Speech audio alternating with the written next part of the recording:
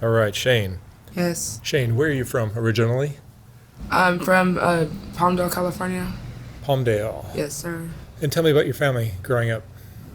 They weren't really there. Like, they never wanted to listen. When we used to tell them, like, something was wrong, they didn't want to hear it. When I told my mom I got raped, she didn't want to believe me. It was hard. It was hard. This is your biological parents? Yeah. And then we got put into foster care and got separated. And when we got separated, it kind of, like, left a mental state of mind on me because we were separated, you know, and with getting raped at 6 years old and 13, it's kind of hard because when your parents don't believe you about somebody who's like in the family who's doing it, it's hard because you have to see that person every day and you're just like, what to do, you know? That went on for how long? Like 4 years. And nobody did anything about it? No. And it's like they wouldn't send us to school sometimes because we would have bruises on us, or we weren't allowed to go around people because we had bruises on us. And then when we finally did go to school, like they seen like the marks on it, and they're mandated reporters, so they just called it themselves. So the sexual abuse happened with your biological parents? Yeah. Not with the foster? No, when we got foster care, that's when we got raped again. It was a two thing, yeah. It was a 2-time like occurrence. And then they held me down and raped my little sister and made me watch. And Who did this to you? the foster parents. It was crazy. Like, I have dreams about it too still every day. Like, it's like post-traumatic stress, traumatic flashbacks. Where's your sister now? She's in Bakersfield. Is she doing all right, or is she? She's healing. She's healing. You know, it's crazy. And then when I got pregnant, I had the baby, and they took the baby from me. So. This was from the rape? Yes. It's hard. Like, it's crazy. You went to high school? I never finished. They took us out of school and put us in like opportunity school, like a homeschool type shit, because they didn't want us around people, because they were scared that we was gonna run away, tell somebody, you know, and it needs to be told because it's not cool at all. Like, it's not cool. How old are you now? 27. 27. Yeah. And you've been living on the streets now how long? 5 years. Drugs are a part of your life, I assume? Not really anymore. Mainly weed and alcohol, because it numbs the pain better than drugs do. Really? Yeah, and I'm afraid to get fentanyl, so right. I don't want to, you know. You're smart to avoid that? Yeah, I don't do fentanyl. But alcohol is your thing? Yeah, like my mom, yeah. How bad do you drink? Like, every day. Like, but I'm trying to really quit because I have a stomach ulcer too, so I'm just, I don't know. But like a blackout drunk, or? No, never. I'm always focused, like, yeah. I just drink to numb the pain, like, just the thought of everything that I've been through. You're living without a tent? Yeah, I'm going back and forth, like, here and there. Like, I called 211 to get vouchers, but they gave it to me for like a week, and that was it. And I'm like, okay. How do you make money? But any way I can. Like, I wouldn't call it prostitution. I would just call it, everybody's got to eat at the end of the day, you know, and not things that I'm proud of, definitely not, you know. And I wish if I could reverse time, I would go back and change some shit, because I wouldn't wish that on anybody, and I don't want anybody going down those paths who've never been down those paths, because it's scary. Yeah, but that was out of your control. Yeah, it is. There's nothing you could have done about it? No, not really. At that age? No. They didn't believe us anyway. Like, and your biological parents lost you for that reason? They lost us for that, and then they lost us for not putting us in school. Like, it was like a lack of attendance in the school, so they came. But it was crazy when they came because they had everything that they needed. We had a bed, we had food, we had heating, you know, we had the basic shit, like, and they still didn't believe us. I'm like, okay. So it was just like, who do I tell? What do I do? Like, and yeah. So now you're on Skid Row? Yeah. I try not to, like, be around Skid Row. I try to like go back and forth at places because downtown LA is very dangerous. Like, it's, and everybody, all they want to do is fuck. Like, that's you know what I mean? And it's not like, it's like, how is it benefiting me, you know? Like, and I'm like, I'm good. Like, I'm just trying to get my shit right. I just try to pray every day to things get better. But them dreams is what hurts the most. It's because it's visual. Like, when I dream, it's visual, you know? And that shit hurt. Like, it just sucks. Like, You have just the one child? yeah. He would have been, well, he's going to be 9 in January. Next January. Did you ever feel loved by any of your family? No. Because I was mixed. Like, my mom, she's white and Puerto Rican, and my dad's Native American and black. So with my mom's side of the family, they judged me because I was like mixed color, like I was the first grandbaby mixed. And so the reason why they were mad at her, they were taking that on me. Like, so. But no, I don't even know like what love truly is. Like, I don't even know that shit. Like, it sucks. Cause I really didn't ask to be born, you know? I didn't ask to be here. I didn't ask for all that shit. I guess I gotta let go and let God and just, you know, it's my life. Like, I gotta deal with it. What do you worry about most now? How the baby's doing. And if I'm gonna wake up tomorrow because of being in the streets and shit. Like, that's what I'm really worried about. It's scary. It's scary. And if I could rewind time, like I said, I would go back and change a lot of shit. Like, and maybe I would get a different result today, but I don't. So I just try to cope with it, you know? That's where the alcohol helps? Yeah. That's where it helps. And the weed helps me sleep at night. Kinda. Like, Do you have anyone you trust? no.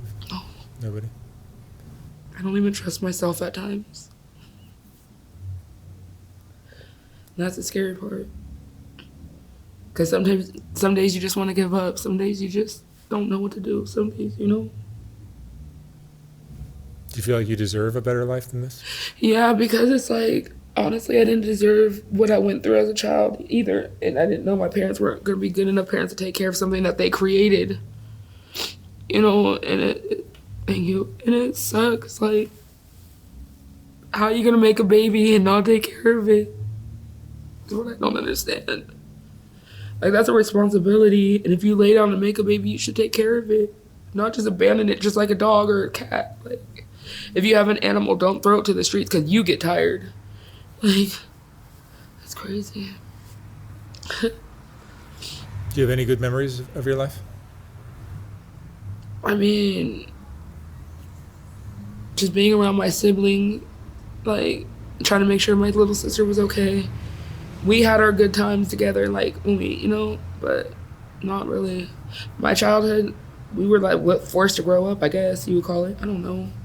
Because I don't remember nothing really in my childhood but the rape and the shit we went through with the foster care.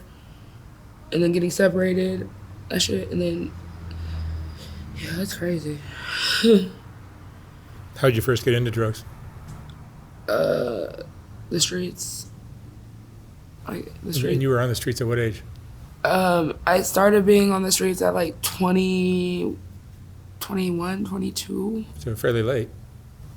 But I knew it was coming sooner or later because it was starting to go slowly with my family. They were starting to, like, you know, like, like, okay, and it just fully went full-fledged, like, quick, like in a blink of an eye, like, whew.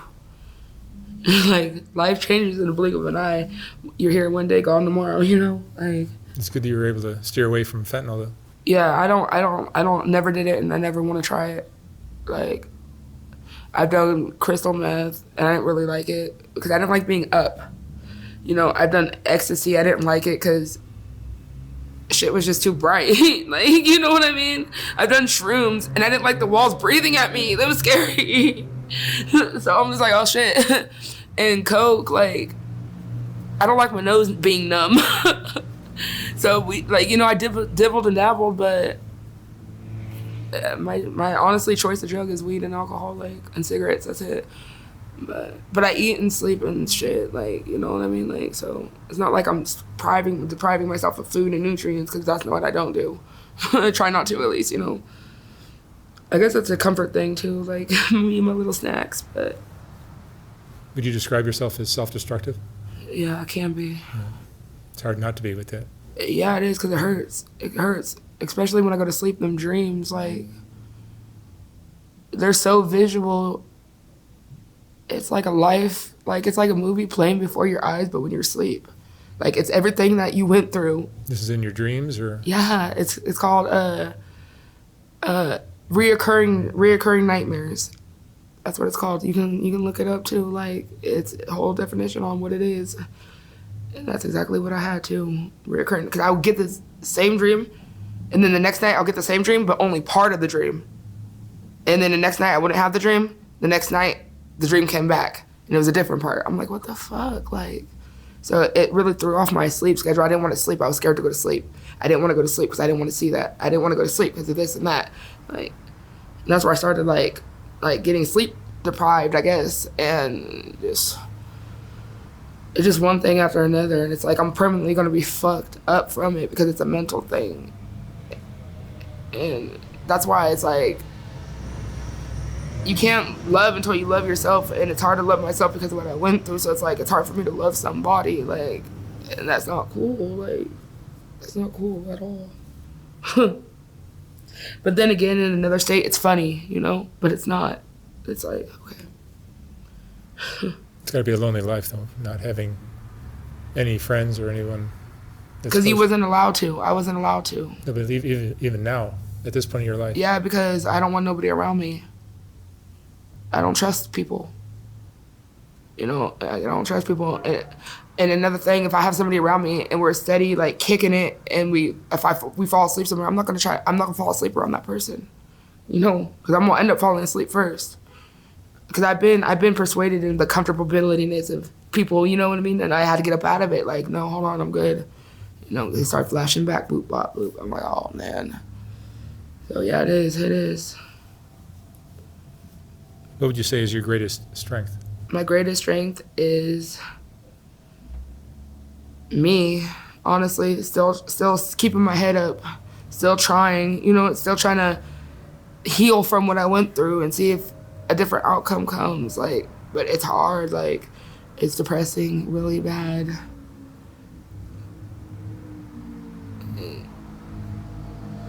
And it's hard to explain to people because nobody will really truly understand the fact of what I went through unless they've been through it. And a lot of people haven't been through nothing like that. But I have, and it sucks. Did you have dreams of doing anything with your life when you were young? Yeah, I did. I love photography. Photography is my thing. Like, I really like photography. And I like music, too. Like, I like to make beats, too. But that's always what I was when I was young. Photography, I want to be a photographer. I want to take pictures. I want to do this. I want to do that. You're still young? Yeah, a little bit. Only getting older. What would you say is the most important lesson you've learned in your life? The most important lesson I've learned in life is to not make the mistakes I made then that I would now, and not. The lesson I've learned was what goes around comes around, you know? And I guess I'm one of those people who don't believe shit until it happens. And that's a lesson too, because it could go all bad. And karma, fate, and destiny, you know, those are lessons too. Because that shit that goes around comes around. What goes up must come down. Treat people how you want to be treated. That's just gonna come back and bite you in your ass. People always used to tell me, like my aunts and stuff.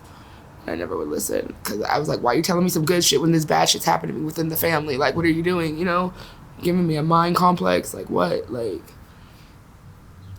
but that's my biggest lesson in life is what goes around comes around. So make your best move, your next move, for real.